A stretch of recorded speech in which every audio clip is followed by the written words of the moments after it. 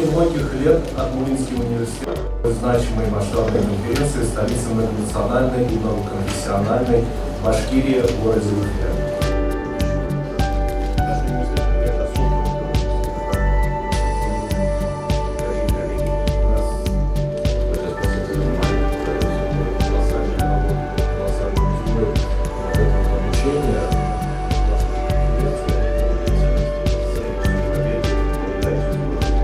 Идет нарастающее противопоставление России, да, так называемому коллективному Западу. И то самое главное, на что ведется атака, это ведется атака на наши духовные ценности, на наши истинные ценности, которые были присущи нашим народам на протяжении многих веков и тысячелетий.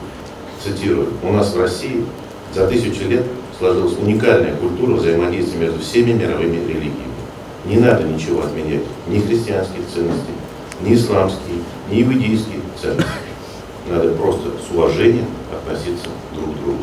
Это сказал наш президент, и здесь вот ничего не добавить, не прибавить, что называется.